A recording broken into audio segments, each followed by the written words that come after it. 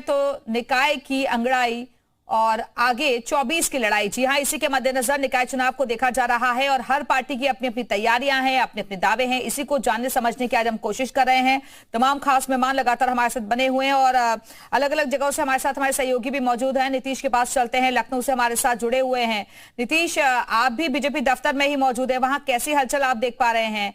कितनी मजबूती के साथ इस बार बीजेपी इस चुनाव में लड़ती हुई नजर आ रही है? कैसा मुकाबला? देखिए, मुकाबला तो कड़ा है, लेकिन बीजेपी ने सेंधमारी करके कहीं ना कहीं मुकाबले को अपनी ओर खींचने का प्रयास भी किया है। जिस तरह से अर्चना वर्मा की ज्वाइनिंग करा दी, ऐसे में कहीं ना कहीं समाजवादी पार्टी के खेमे में सेंधमारी हो गई। अब समाजवादी पार्टी इस सेंधमारी का हल क्या निकालती है, ये देखने वाली बात होगी। लेकिन आरोप प्रत्यारोप का दौर जारी है और बीजेपी इन आरोप प्रत्यारोप के दौर के बीच रथ यात्रा भी निकाल रही है ताकि आम जनता तक उनके संदेश पहुंचे। इसके साथ ही अगर बात करें तो एक गीत भी लॉन्च कर दिया है, उसको ट्वीट किया जा चुका है बीजेपी के ट्विटर हैंडल के द्वारा, जिसमें अखिलेश सरकार को गुंडों वाली सरकार बताते हुए उन पर निशाना भी साधा गया है और ऐसी सूचना है कि ये गीत भी इस निकाय चुनाव में गलियों में बजाया जाएगा। तो एक और अगर बात करें तो समाजवादी पार्टी योजनाओं को लेकर जनता के बीच जाने की बात कह रही है, वहीं भारतीय जनता पार्टी अपनी योजनाओं को लेकर तो जनता के बीच जा ही रही है। साथ में सामने वाली समाजवादी पार्टी के विरोध के स्वर भी आम जनता को सुनाने की पूरी तैयारी हो चुकी है। अब देखना यह होगा कि जनता को किसका साथ भाता है। ठीक है, जनता को किसका साथ भाता है ये देखना दिलचस्प होगा। नीतीश, आप बने रहेगा, वापस आएंगे आपके पास। राजीव रंजन जी, अब मैं आपसे समझना चाहूंगी क्योंकि 17 नगर निकायों में जो मेयर बिठाने की लड़ाई है वो बहुत ज्यादा दिलचस्प मोड़ पर आती हुई नजर आ रही है, क्योंकि पिछली बार के इलेक्शन में भी आपने देखा था कि जो जीत हार का अंतर था बहुत ही कम रहा था। इसलिए कोशिश यही है कि जो मार्जिन रहा था उसे टेक ओवर किया जाए। हर पार्टी की यही कोशिश है। दिव्या जी, देखिए, भारतीय जनता पार्टी पिछली बार 16 में से 14 मेयर के चुनाव जीती थी और उसने एक बहुत ऊंचा बेंचमार्क स्थापित किया। अब सबसे बड़ी चुनौती भारतीय जनता पार्टी के सामने यही है कि उस 14 को रिटेन करना और उससे आगे बढ़ना। तो अभी की जो परिस्थितियां हैं, अभी देखिए, भारतीय जनता पार्टी 2 जो मेयर के चुनाव हारी थी वो पश्चिमी उत्तर प्रदेश में ही हारी थी, मेरठ में, अलीगढ़ में। इसीलिए भारतीय जनता पार्टी का जो प्रचार का अभियान है वो शुरुआत में पश्चिमी उत्तर प्रदेश में ही केंद्रित है और भारतीय जनता पार्टी ऐसा मानती है कि पश्चिमी उत्तर प्रदेश में अगर बढ़िया प्रदर्शन कर ले गए तो शायद पिछली बार का प्रदर्शन दोहरा सके या उससे आगे निकल सके। एक बार अब साथ साथ समाजवादी पार्टी के सामने चुनौती यह है कि समाजवादी पार्टी का कोई मेयर पिछली बार नहीं जीता था। तो इस बार अगर भारतीय जनता पार्टी की वो मेन कंटेंडर उत्तर प्रदेश की राजनीति में अपने को मानती है तो समाजवादी पार्टी को कम से कम 1 से ज्यादा सीटें जीतनी पड़ेंगी ताकि उसकी प्रेजेंस में अभी चुनाव में हो। तो ये चुनाव बड़ा चैलेंजिंग है और भारतीय जनता पार्टी हर चुनाव की तरह इस चुनाव को भी बड़ी गंभीरता से ले रही है और फ्रंट फुट पे आकर लड़ाई लड़ रही है। अभी जो शाहजहांपुर में हुआ, शाहजहांपुर में भारतीय जनता पार्टी की राह बहुत कठिन थी। भारतीय जनता पार्टी ने रणनीति के तहत समाजवादी पार्टी के कैंडिडेट को तोड़ा और उसको टिकट दिया। अब आप बताइए कि अगर समाजवादी पार्टी जैसी पार्टी जो कि यूपी में नंबर 2 की पार्टी है, उसका मेयर का कैंडिडेट अगर उससे टूट जाता है तो कितना खराब मैसेज जाता है समाजवादी पार्टी के लिए। इसी सवाल का जवाब आगे मैं लूंगी। जयप्रकाश जी भी हमारे साथ जुड़े हुए हैं, आपके सवाल का जवाब आगे लूंगी, लेकिन उससे पहले हम पारस के पास चलते हैं। मेरठ से हमारे साथ जुड़े हुए हैं पारस। बहुत सारी तस्वीरें वहां पर नजर आ रही हैं, जरा आप दिखाइए और अगर संभव हो सके तो कुछ कार्यकर्ता या लोग वहां पर मौजूद हों तो उनसे भी बातचीत कीजिए।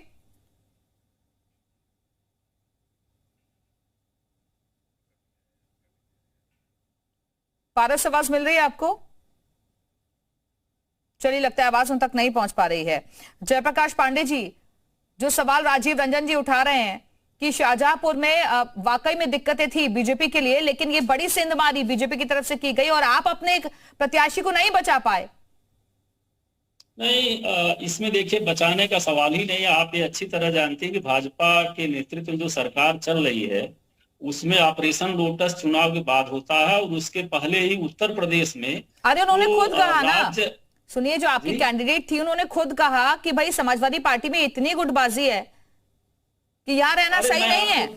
मेरी बात तो सुनिए। आपको मैं 2021 चुनाव बताऊं, स्थानीय निकाय जो रूरल एरिया का था, ग्रामीण स्तर पे आंकड़ा उठा के देख लीजिए। जिला परिषद सदस्य हमारे इनसे बहुत ज्यादा थे, ये सैकड़ों की संख्या में पीछे थे। जहां इनके 10 सदस्य भी नहीं थे, वहां भी इन्होंने जिला परिषद अध्यक्ष बनवा लिया।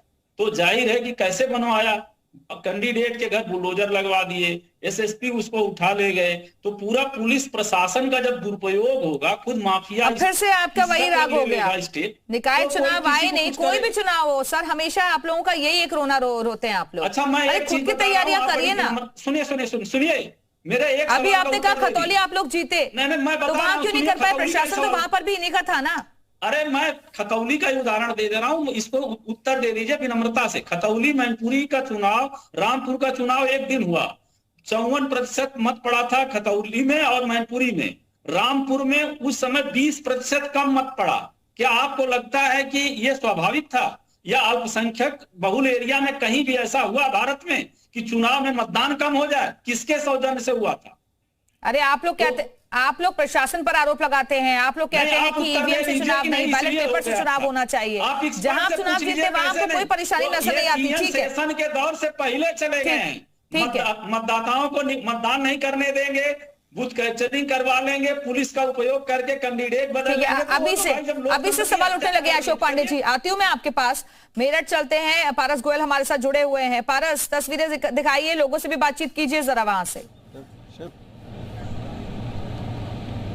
देखिए, बिल्कुल आपसे कुछ देर बाद जो बीजेपी के प्रदेश अध्यक्ष है भूपेंद्र सिंह चौधरी, वो मेरठ पहुंच जाएंगे। नामांकन सभा को भूपेंद्र सिंह चौधरी संबोधित करेंगे। इसको लेकर तैयारियां हैं वो भी अब पूरी कर ली गई है।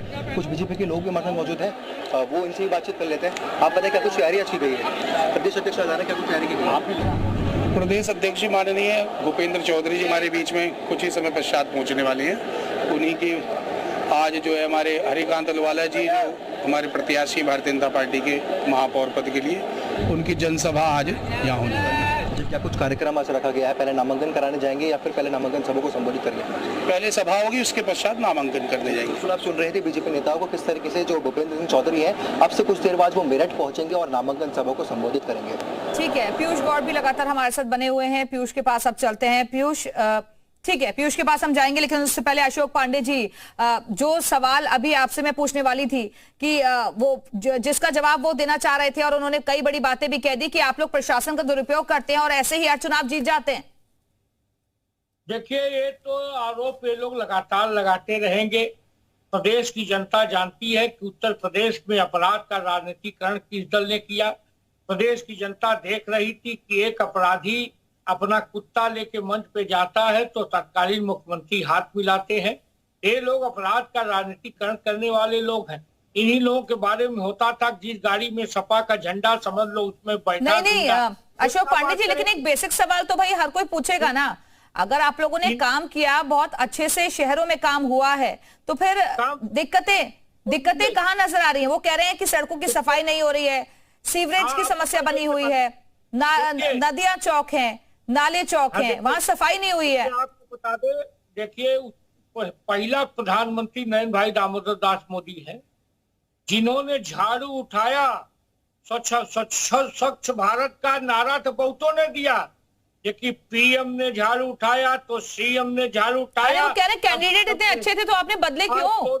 जो लिस्ट आप लोगों की तरफ से जारी हुई, अशोक जी सुनिए ना, ये योजनाएं गिनाने से क्या फायदा ना। वो कह रहे हैं कि अगर बहुत अच्छा आप लोगों के प्रत्याशी ने काम किया था तो फिर तो उनको रिपीट करना चाहिए था। आप लोगों ने सूची में क्यों बदलाव कर दिया? सुनिए, ये अब जब पश्चिमन के आधार पर, जहां पहले महिला था पुरुष हो गया, जहां अगला था पिछड़ा हो गया, पश्चिमन के आधार पर हमने कार्यकर्ता को ही टिकट दिया है।